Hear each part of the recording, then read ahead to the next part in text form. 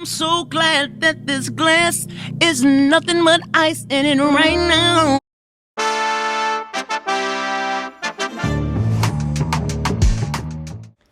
I'm so glad this glass is empty right now. Ain't no Mad Dog 2020 in it, girl. Anyway, this is not a laughing matter, first of all, let me just say. But I don't know if you guys are following this back and forth that's going on right now between Leandra Johnson and Bishop Wooden. And he said folks been pronouncing his name wrong. Hopefully I'm saying it right. Um, because just a little backstory, he was saying that there was a flyer and she was on the flyer and he was on the flyer for a church event, right? And he made a statement in one of his services that he felt like she should not have been rewarded for bad behavior, right? By being able to do these conferences and these shows and stuff. And when you think about what gospel music is supposed to be, and we understand that over the years it has been transforming into other things, with other people bringing in their own stuff to it, right? It's really today it's just a genre of music. It has no real value or meaning behind it. And pretty much that's what I feel like these people are saying, because they're saying, hey, I'm human, I can do all this nonsense, and you need to just go out there and buy my music. But if there's nothing behind the music, then it's not going to mean anything to me if it don't mean anything to you. The words don't carry any weight when you're not really believing the things that you're saying yourself. And so it's that part. And I feel like I agree with the bishop. Now, some people may not. Some people, I was reading some comments and some people were saying that they didn't like the fact that he didn't approach her first. Like maybe he should have addressed the situation directly with her before he put it in his service. Now, that's up for debate, I guess, if you believe that. He is an elder.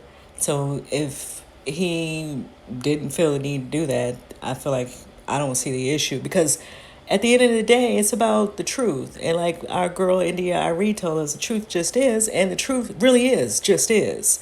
Her drinking and driving is not okay, and nobody should be rewarding her for doing that. Because I believe, like somewhere in there, she had another DUI. I believe she already had one, and she's been having this, I guess, issue for a while now, and I just feel like I agree with the bishop that some of this could be enabling her by not showing her that tough love. Like, make sure that you're representing the music that you're singing, Leandria.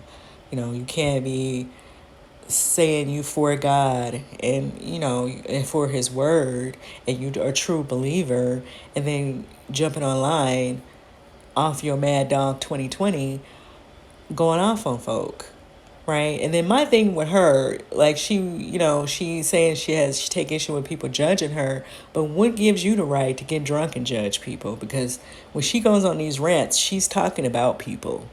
You guys understand what I'm saying? Like, she's talking about church folk. She's usually talking about somebody when she go off on these little tangents.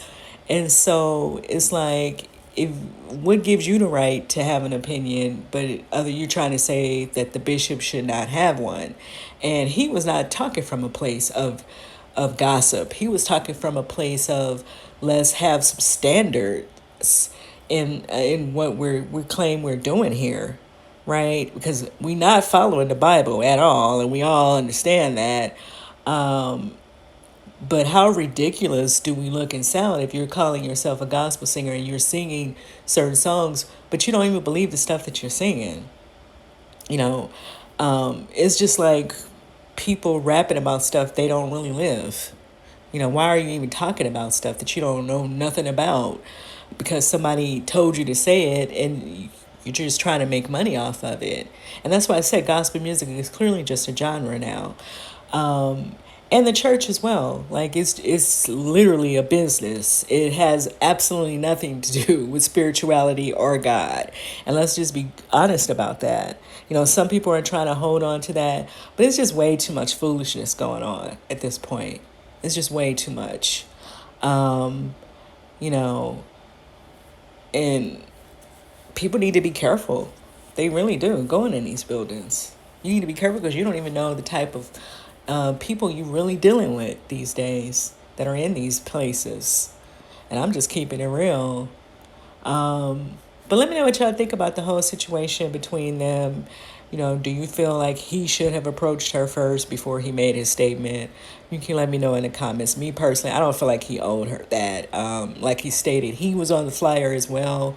And so he noticed that she was on there and that she had been arrested or something. It was something that went on where she was in the headlines, and that's why it made him say that.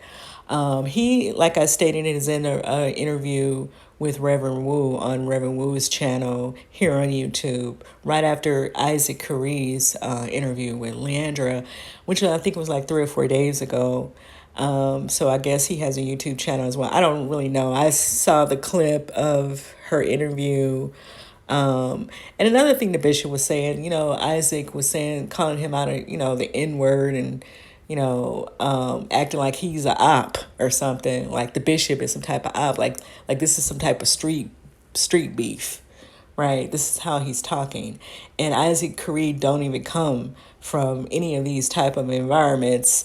So and Leandra as well, because she was saying that she's a PK, a preacher's child, preacher's kid. So why are y'all talking with these tones as if you're coming out of a certain environment that you're not coming from? See, it's that part too. You know, people are doing things to become relevant or to stay relevant or to get clicks and views. And this is why I agree with the bishop, because some of her behavior could be because this stuff is getting her attention. You see what I'm saying? But let me know what y'all think in the comments, child, about all of it. And I'll see you in the next video.